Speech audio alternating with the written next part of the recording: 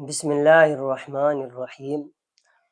آزادی کی اہمیت اللہ رب العزت کے نزدیک اور اللہ کے نبی صلی اللہ علیہ وسلم کے نزدیک، اور اس ملک کے اندر آزادی کی کیا اہمیت رہی، اسی سے متعلق ایک بیان ہے۔ میرے سامنے یہ کتاب ہے، اس میں سے میں انشاءاللہ آپ کو بتاؤں گا کہ آزادی کی اہمیت اللہ تعالیٰ کے نزدیک، اللہ کے نبی کے نزدیک، اور اس ملک کے اندر کیا اہمیت رہی۔ آپ اس کو پورا سنیں۔ اس کے اندر مقدمہ ہے مفتی ابوالقاسم صاحب کا، مولانا محمود مدنی صاحب کا، مفتی احمد صاحب خان پوری کا، اور بھی بعض علماء کے اس کتاب کے اندر مقدمات ہیں۔ آزادی کی حقیقت اور یوم آزادی کی اہمیت۔ حضرت معاذ بن جبل رضی اللہ عنہ سے روایت ہے کہ رحمت دو عالم صلی اللہ علیہ وسلم نے ارشاد فرمایا، اے معاذ، غلاموں اور بانیوں کو آزاد کرنا اور کرانا اللہ رب العزت کے نزدیک روئے زمین پر جتنی پسندیدہ چیزیں ہیں ان میں سب سے زیادہ محبوب اور پسندیدہ ہے، کیونکہ اس آزادی کی وجہ سے وہ مخلوق کی غلامی جو ایک طرح کی بندگی ہے، اس سے نجات پا کر اللہ تعالیٰ کی غلامی و بندگی کے لیے فارغ ہو جاتا ہے۔ اور روئے زمین پر جتنی بھی حلال چیزیں ہیں ان میں سب سے ناپسندیدہ چیز اللہ تعالیٰ کے نزدیک وہ طلاق ہے، جو بلا کسی خاص مجبوری کے دی جائے۔ اللہ تعالیٰ نے مجموعی طور پر اس دنیا میں 3 طرح کی مخلوقات پیدا کی ہیں: جمادات، نباتات، حیوانات۔ جمادات ان کو بولتے ہیں جن کے اندر جماؤ ہے، ٹھہراؤ ہے، یعنی جو بڑھتی بھی نہیں ہے بلکہ جیسا اللہ تعالیٰ نے ان کو پیدا فرما دیا ویسی رہتی ہیں، یا پھر انسان کے ذریعے جیسا انسان ان کو کر دے ویسی رہتی ہیں۔ مثلا لوہا ہے، پلاسٹک ہے، یا آپ ٹیبل دیکھ رہے ہیں، ان کے اندر یہ نہ بڑھتی ہیں نہ چلتی ہیں، بلکہ انسان ان کو جیسا بنا دے ویسی رہتی ہیں۔ نباتات اس چیز کو بولتے ہیں جو بڑھتی ہیں، جیسے درخت ہیں، پیڑ پودے ہیں، ہم دیکھتے ہیں کہ ایک درخت اپنی جگہ سے کتنا بڑھ جاتا ہے۔ حیوانات ہم سب جن کو دیکھتے ہیں وہ چیزیں، ان سب چیزوں میں سب سے اشرف المخلوقات ہے وہ ہے انسان، اور ظاہر ہے کہ حیوانات میں سب سے عظیم مخلوق انسان ہے، اور انسان کو اللہ رب العالمین نے عقل و شعور کی جو صلاحیت عطا فرمائی، کسی اور جاندار مخلوق کو اس کا 100واں حصہ بھی عطا نہیں ہوا ہے۔ یہ اسی کا اثر ہے کہ اپنی اسی خداداد اور عقل و شعور کو کام میں لاتے ہوئے ایک معمولی انسان بھی غیر معمولی حیوان کو اپنا تابع اور غلام بنا لیتا ہے۔ ہم دیکھتے ہیں کہ ایک چھوٹا سا انسان، 5 فٹ کا انسان، بڑے بڑے ہاتھیوں کو اپنے تابع کر لیتے ہیں، مگر خود کسی کی غلامی اور قید میں رہنا گوارا نہیں کرتا، کیونکہ آزادی ہر انسان کا فطری اور پیدائشی حق ہے۔ حق تعالیٰ نے کسی بھی انسان کو غلام نہیں بلکہ آزاد پیدا فرمایا ہے۔ واقعہ یہ ہے کہ آزادی اللہ تعالیٰ کی بہت بڑی اور پسندیدہ نعمت ہے،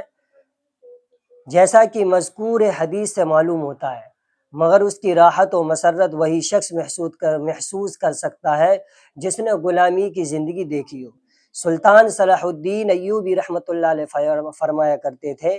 کہ آزادی کی تکلیف بھی غلامی کے آرام سے بدرجہ بہتر ہے، یعنی آزادی میں اگر کوئی ہمیں تکلیف مل رہی ہے تو وہ اس غلامی کی راحت سے بہتر ہے جو ہم اس میں رہ رہے ہیں۔ حقیقت یہ ہے کہ آزادی سے بڑھ کر کوئی راحت و مسرت نہیں، اور غلامی سے بڑھ کر کوئی مشقت و مصیبت نہیں۔ منقول ہے کہ بنی اسرائیل، جو دراصل حضرت یعقوب علیہ السلام کی اولاد کا نام ہے، فلسطین کے علاقہ کنعان کے باشندے تھے۔ حضرت یوسف علیہ السلام طویل غلامی کی زندگی کے بعد جب مصر کے حکمراں بنے تو آپ نے اپنے سارے خاندان کو مصر بلا کر آباد فرما دیا تھا۔ کچھ عرصے یہ لوگ وہاں رہے، اطمینان سے رہے، لیکن یوسف علیہ السلام کے بعد مصر کے جو بادشاہ بنے، جن کا نام ہم سنتے ہیں اور انہیں فرعون کہا جاتا تھا، اس نے بھی بنی اسرائیل کو یعنی حضرت یعقوب علیہ السلام کی اولاد کو کیا کیا؟ غلام بنا لیا۔ ایک چیز اس سے ہم یہ اور سمجھ سکتے ہیں کہ اس دنیا میں نبیوں کا جو ہدایت کا مقصد تھا، ایک مقصد یہ بھی تھا کہ انسانوں کی غلامی سے نکال کر اللہ رب العزت کی غلامی میں لے کر آنا۔ چنانچہ حضرت موسیٰ علیہ السلام آئے اور موسیٰ علیہ السلام نے بنی اسرائیل کو فرعون کی غلامی سے نجات دلا کر اللہ رب العزت کی غلامی کی ترغیب دی۔ یہی وجہ ہے کہ فطری طور پر آزاد پیدا ہونے والا دنیا کا ہر انسان عملی و فکری طور پر بھی آزادی رہنا چاہتا ہے۔ اسلام دین فطرت ہے، اس لیے اسلام دنیا کے ہر انسان کو اصلاً آزادی ہی تسلیم کرتا ہے، کیونکہ حضرت آدم علیہ السلام جن سے انسانوں کی یہ ساری نسل چلی، لہٰذا آزادی ہر انسان کی اصلی حالت ہے، اور غلامی ایک عارضی چیز ہے جو جنگ یا ظلم و ستم کے نتیجے میں طاری ہوتی ہے، اور اسلام کو غلام بنانے کے لیے، اور اسلام انسان کو غلام بنانے کے لیے نہیں بلکہ غلاموں کو آزادی دلانے کے لیے آیا ہے۔ اسلام انسانوں کو غلام بنانے کے لیے نہیں بلکہ انسانوں کو غلامی سے آزاد کرانے کے لیے آیا ہے۔ یہی وجہ ہے کہ اسلام آزادی کو بہت بڑی نعمت اور آزاد کرانے کو نیکی قرار دے کر اس کی ترغیب دیتا ہے، جیسا کہ ارشاد باری ہے فک رقبہ، غلامی سے آزادی دلانا اللہ تعالیٰ کے نزدیک پسندیدہ نیکی ہے۔ یہی وجہ ہے کہ حضرات صحابہ اکرام نے کثرت سے غلاموں کو آزاد کیا، چنانچہ نواب صدیق حسن خان نے النجم الوہاج کے حوالے سے بعض صحابہ کے آزاد کردہ غلاموں کی تعداد نقل کی ہے کہ حضرت ابن عباس رضی اللہ عنہ نے 70، حضرت عائشہ رضی اللہ عنہا نے 69، حضرت عثمان رضی اللہ عنہ نے 20، حضرت حکیم بن حزام رضی اللہ عنہ نے 100،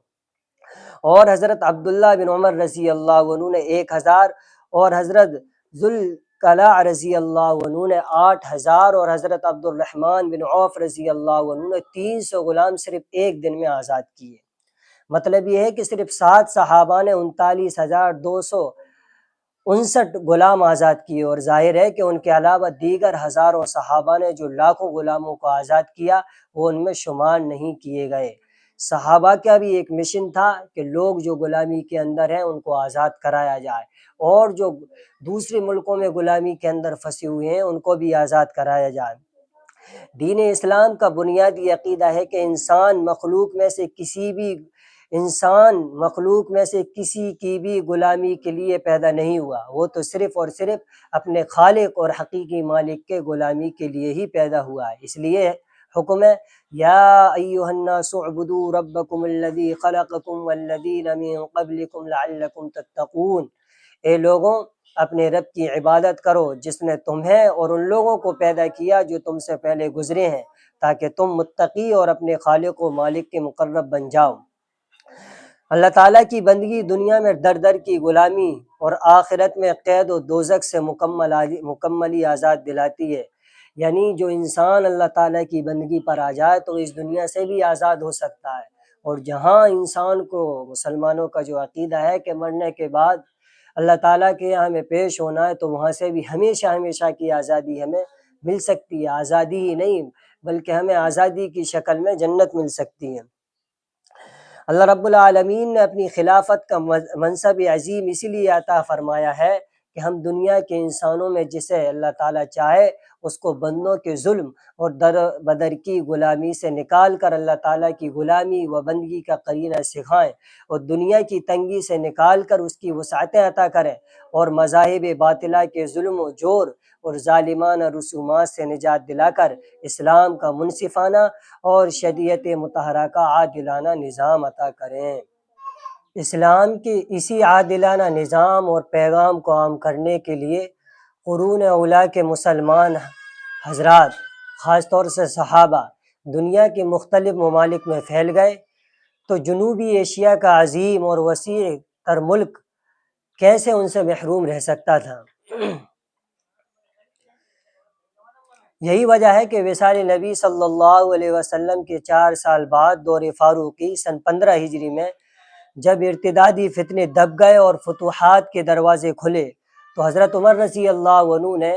طائف کے مشہور قبیلہ بنو ثقیف کے حضرت عثمان بن ابی عاص رضی اللہ عنہ کو طائف سے عمان اور بحرین کا گورنر بنا کر بھیجا، اور انہوں نے بحرین آ کر اپنے بھائی حضرت حکم بن ابی عاص رضی اللہ عنہ کو ہندوستان کے مشہور صوبہ گجرات روانہ کیا، کیونکہ اس زمانے میں ہندوستان کا سمندری دروازہ گجراتی تھا، اس لیے قرون اولیٰ کے مسلمان ہندوستان میں بھروچ، بمبئی تشریف لائے، اور بعض تاریخی روایتوں سے پتہ چلتا ہے کہ حضرت سمرہ بن عبد الرحمن بھی گجرات کے مشہور علاقے میں آئے۔ کتب تاریخ کی صراحت کے مطابق ان کے علاوہ بھی تقریباً 25 صحابہ ہمارے اس ہندوستان کے اندر آئے ہیں اور مختلف علاقوں میں آئے ہیں۔ 12 حضرت عمر رضی اللہ عنہ کے دور میں، 5 حضرت عثمان رضی اللہ عنہ کے دور میں، 3 حضرت علی رضی اللہ عنہ کے زمانے میں، 4 حضرت امیر معاویہ رضی اللہ عنہ کے دور میں، اور 1 یزید بن معاویہ کی حکومت میں۔ اچھا، ان کے علاوہ کچھ لوگ وہ بھی ہیں جنہوں نے زمانہ جاہلیت بھی پایا اور اسلام بھی، لیکن وہ آپ صلی اللہ علیہ وسلم کی زیارت نہ کر سکے، اور وہ لوگ بھی ہیں جنہوں نے صرف حضور صلی اللہ علیہ وسلم کا زمانہ پایا لیکن آپ کی زیارت نہیں ہوئی۔ جب صحابہ اکرام یہاں تشریف لائے تو اس وقت ہمارے ملک میں راجہ مہاراجاؤں کا دور تھا اور ان کے ظلم و ستم سے لوگ پس رہے تھے۔ جب انہوں نے اللہ کے نبی صلی اللہ علیہ وسلم کے صحابہ کے اخلاق کو دیکھا، ان کے کردار کو دیکھا، تو ان سے متاثر ہوئے اور انہوں نے مشاہدہ کیا کہ یہ کتنے اچھے لوگ ہیں، انصاف پسند، تو انہوں نے ان کے ہاتھ پر اسلام قبول کر لیا اور اسلام کی آغوش میں آ گئے۔ اسی سے متعلق یہاں تک کہ اس کے بعد جب صحابہ کے بعد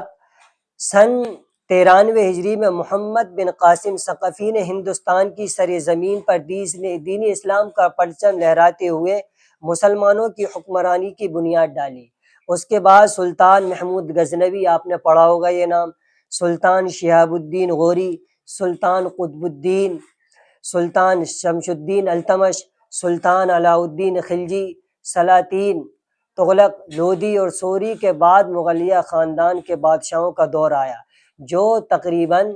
1512 میں سلطان ظہیر الدین بابر سے شروع ہو کر اور 1857 میں مغلیہ خاندان کے آخری اور 16ویں بادشاہ بہادر شاہ ظفر پر انگریزوں کے ناجائز قبضہ اور تسلط کی وجہ سے ختم ہوا۔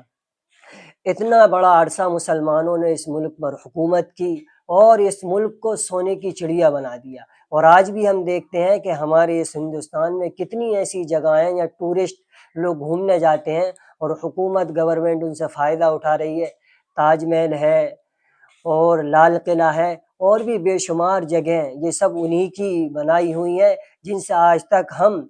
فائدہ اٹھا رہے ہیں، اور ان کے دور میں اچھا انصاف تھا، انہوں نے اس ملک کو بہت ترقی دی، ان کے ذریعے سے اس ملک کو بہت ترقی ملی، یہ حقیقت ہے۔ لیکن جب مسلمانوں میں مجموعی طور پر 3 خرابیاں ہو گئیں، ترقی ملنے کے بعد جب مسلمانوں کے اندر 3 خرابیاں آئیں، ایمان و اخلاق میں گراوٹ، یعنی ایمان کی کمزوری اور اخلاق کی گراوٹ، دعوت دین سے غفلت، یعنی اللہ کی دین کی اشاعت سے غفلت، اور دل میں دنیا کی محبت، تو جیسے پہلے حضرت یعقوب علیہ السلام کی اولاد بنو اسرائیل کے ساتھ ہوا کہ ان سے اقتدار چھین کر انہیں عزت کی بلندی سے غیر مذلت میں ڈھکیل دیا گیا، اسی طریقے سے مسلمانوں کے ساتھ بھی یہی ہوا، وہی تاریخ ان کے ساتھ دہرائی گئی، جس کی مختصر داستان کچھ اس طرح ہے کہ سن 1600 عیسوی کے شروع میں ہندوستان کی سیاسی اور معاشی حالت نہایت کمزور ہو چکی تھی۔ اس راز سے باخبر ہو کر انگریز تجارت کے بہانے سے کالی کٹ بدر سے ہندوستان آئے اور جہانگیر ابن اکبر سے اجازت لے کر 11 جنوری 1611 عیسوی میں ایسٹ انڈیا کمپنی مشرق ہندوستان کے نام سے کلکتہ، مدراس، بمبئی، گجرات اور ملک کے دیگر صوبوں میں اپنی کمپنیاں قائم کر لیں، اور وہ قائم کرتے رہے، اور وہ کمپنیوں کی حفاظت کے لیے انہوں نے اپنے نمائندے بلائے اور وہ ان کی حفاظت کرتے، اور چونکہ ملک کا ڈھانچہ کمزور ہوتا چلا جا رہا تھا تو دھیرے دھیرے انگریز نے اس ملک پر حکومت کر لی۔ مگر ملک کے بعض حکمرانوں کو انگریز کی شاطرانہ عیارانہ چال کا اندازہ ہو گیا، انہوں نے یہ محسوس کیا کہ انگریزوں کا تسلط ملک میں آئے دن بڑھتا جا رہا ہے اور دن بدن یہ ملک پر حاوی ہوتے جا رہے ہیں، لہٰذا ان کو ملک سے نکالنا بہت ضروری ہے۔ اس کے لیے مشرقی ہندوستان میں سب سے پہلے نواب سراج الدولہ نے ہمت کی اور باقاعدہ ہندوستان کی آزادی کے لیے 1757 میں پلاسی کے میدان میں انگریزوں کے ساتھ جنگ کی، جس میں انہوں نے اپنوں کی غداری کی وجہ سے شکست ہوئی اور برٹش فوج نے ان کو دارالسلطنت مرشد آباد میں شہید کر دیا۔ سب سے پہلے انگریزوں کے خلاف لڑنے والے نواب سراج الدولہ تھے، جو کہ مسلمان تھے۔ جب انہیں شکست ہو گئی، انہیں ہار ہو گئی، تو اس کے بعد اس صورتحال سے پریشان ہو کر شیر میسور، بلند ہمت، غیور، فرما روا حضرت فتح علی خان ٹیپو سلطان انگریزوں کے خلاف جنگ آزادی کے لیے میدان میں آئے، اور وہ بھی اپنوں کی غداری کی وجہ سے شہید ہو گئے۔ آپ نے بہت جنگ کی، آپ نے سب سے پہلے انگریز سے 1782 میں حکمراں بنتے ہی انگریزوں کے ساتھ مختلف جنگیں لڑیں۔ سب سے پہلے 1783 میں انگریزوں کے خلاف جنگ آزادی میں آپ نے فتح پائی۔ انگریز اپنی شکست کا بدلہ لینے کے لیے بے چین تھا، اس لیے انہوں نے 1792 میں پوری تیاری کے ساتھ اچانک حملہ کر دیا، تو بعض وزراء کی بے وفائی کی وجہ سے ٹیپو سلطان کو انگریزوں کے ساتھ معاہدہ کرنا پڑا، لیکن ٹیپو سلطان کی عقل و شعور بہت مضبوط تھی، اور انہوں نے کچھ ہی عرصے میں 1799 میں آپ نے حالات پر قابو پا لیا۔ اس کے بعد آپ نے انگریزوں سے فیصلہ کن جنگ لڑنے کا عزم کیا۔ اس کے لیے آپ نے خاص میزائل بنوائے اور بہت ساری انہوں نے جد و جہد کی، لیکن اپنوں کی غداری کی وجہ سے انہیں جام شہادت نوش کرنا پڑا۔ اس کے بعد ہوا یہ کہ ان حالات میں جبکہ انگریزوں کے ظالمانہ غاصبانہ تسلط کی وجہ سے ہندوستان کا امن و امان خطرے میں پڑ گیا، اور ملک کے ساتھ ملت کو بھی خطرہ لاحق ہو گیا، تو یہاں اسلام اور اس کے احکام پر عمل کرنا دشوار ہو گیا، تو سراج الہند حضرت شاہ عبد العزیز محدث دہلوی رحمۃ اللہ علیہ نے انگریز کے خلاف فتویٰ جاری کر دیا، دارالحرب ہونے کا فتویٰ جاری فرما دیا، جس کا مطلب یہ تھا کہ اس ملک میں برصد اقتدار جو طاقت و حکومت ہے، اس سے بغاوت اور جنگ کرنا یا پھر اس ملک سے نکل جانا مذہباً فرض ہے۔ بس یہ سننا تھا کہ علماء اپنے مدرسوں سے، اللہ کے نیک بندے درویش اپنی خانقاہوں سے نکل پڑے، اور ہندو مسلم ایکتا ہونے لگا۔ انہوں نے سب سے پہلے مسلمانوں کو جنگ آزادی کے لیے آمادہ کیا اور تیار کیا، اور اس کے ساتھ ہندو مسلم اتحاد کے لیے گوالیار کے راجا کو بھی تیار کیا، جس کے لیے انہوں نے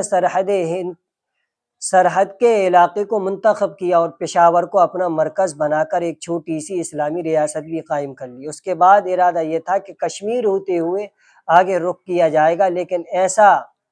نہیں ہوا، بلکہ 1831 میں جب انگریزوں سے مقابلے کے لیے کشمیر کی طرف بڑھنا شروع کیا، تو بالا کوٹ میں اپنے ہی لوگوں کی بے وفائی کی وجہ سے اور غداری اور بدعہدی کی وجہ سے ان کو بھی شکست ہو گئی۔ یہاں تک یہ سلسلہ چلتا رہا۔ اب آیا وہ دور جو سب سے زیادہ نازک ترین اس ملک پر دور گزرا ہے۔ 1857 کا زمانہ آ گیا، تو پھر ایک بار ہندو مسلم اور ملک کی دیگر اقوام نے مل کر انگریزوں سے فیصلہ کن جنگ لڑنے کا ارادہ کر لیا۔ جب ان سے ارادہ کیا، تو حضرت حاجی امداد اللہ مہاجر مکی رحمۃ اللہ علیہ کی سرپرستی میں 1857 کی جنگ آزادی کے لیے 2 محاذ بنا گئے، ایک محاذ امبالہ پر، جس کی قیادت حضرت مولانا جعفر تھانے سری کے پاس تھی، اور دوسرا محاذ جس کی قیادت حاجی امداد اللہ مہاجر مکی رحمۃ اللہ علیہ فرما رہے تھے، مگر وسائل کی کمی اور کچھ اپنوں کی غداری کی وجہ سے اس میں بھی ناکامی ہوئی۔ اس میں بڑے بڑے علماء کے علاوہ فوجی بھی زخمی ہوئے اور شہید ہوئے، مثلا حضرت حافظ ضامنی شہید ہوئے، مولانا قاسم نانوتوی، مولانا رشید احمد گنگوئی زخمی ہوئے۔ انگریزوں نے پرچم ہند کو لال قلعے سے اتار کر 20 ستمبر 1857 میں یونین جیک یعنی برطانیہ کا جھنڈا لہرا دیا۔ انگریزوں نے اس جنگ کو عذر یعنی بغاوت کا عنوان دے کر ظلم و ستم اور دہشت گردی کا وہ بازار گرم کیا گیا کہ ہندوستان کی اب تک کی تاریخ میں اس سے زیادہ تاریک دور کوئی نہیں تھا۔ عہد مغلیہ کے آخری 16ویں بادشاہ بہادر شاہ ظفر کو بغاوت کے جرم میں جلا وطن کر کے رنگون میں قید کر دیا گیا،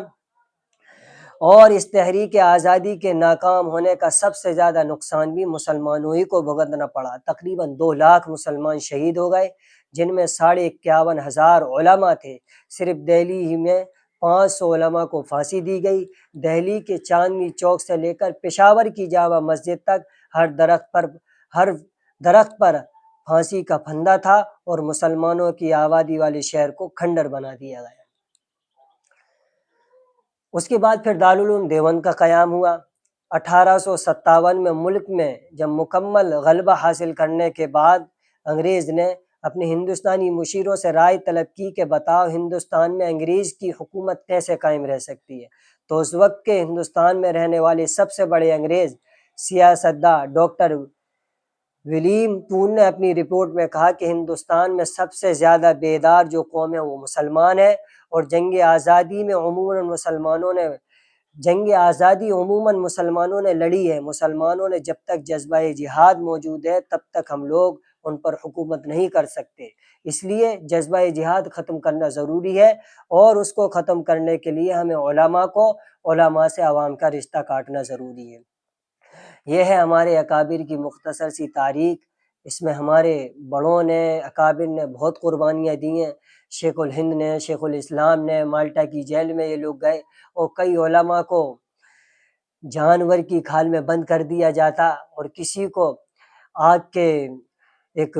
کڑھاؤ میں ڈال دیا جاتا۔ بڑی بڑی تکلیفیں ہمارے علماء نے اس ملک کو آزاد کرانے میں اٹھائی ہیں۔ جب یا کر یہ ملک آزاد ہوا ہے، ہم آزادی کی سانسیں لے رہے ہیں۔ ہماری بھی یہ ذمہ داری ہے کہ ہم بھی گناہوں سے آزاد ہوں، نیکیوں کی طرف چلیں، اور اس تاریخ کو ہم یاد رکھیں، علماء سے ہم پوچھیں کہ ہمارا کیا کردار ہے اس ہندوستان کی آزادی میں۔ سب سے پہلے جس نے انگریز کے خلافت بغاوت کی، اس سے لڑنے کا ارادہ کیا، وہ کون تھے، اور کتنی مصیبتوں کے بعد، کتنی پریشانیوں کے بعد یہ ملک آزاد ہوا ہے، اور کتنی قربانیاں، جیسا کہ آپ کو بتایا گیا، صرف ایک ہی جنگ میں تقریباً 2 لاکھ مسلمان شہید ہوئے، 51,000 علماء کو شہید کیا گیا۔ اور اس وقت جو دارالعلوم دیوبند کی بنیاد رکھی، اس کا ایک مقصد یہ بھی تھا کہ اس ملک کو بچانا ہے۔ تو مدارس اس ملک کے لیے خطرہ نہیں، بلکہ یہ مدارس اس ملک کے محافظ ہیں، اور انشاءاللہ جب تک یہ مدارس رہیں گے اس ملک پر کوئی بھی غلط نگاہ نہیں ڈال سکتا، اس کو کوئی نہیں مٹا سکتا۔ آج ان لوگوں کے لیے یہ جواب ہے جو ملک کو یہ سمجھتے، مدارس کو یہ سمجھتے ہیں کہ یہ دہشت گردی کے اڈے ہیں، بلکہ یہ دہشت گردی ختم کروانے کے اڈے ہیں۔ اللہ رب العزت مجھے اور آپ کو زیادہ سے زیادہ ہمارے اکابر کی تاریخ پڑھ لیں، اور جو لوگ جانتے ہیں ان کی بات سننے کی توفیق عطا فرمائے۔ السلام علیکم ورحمۃ اللہ وبرکاتہ۔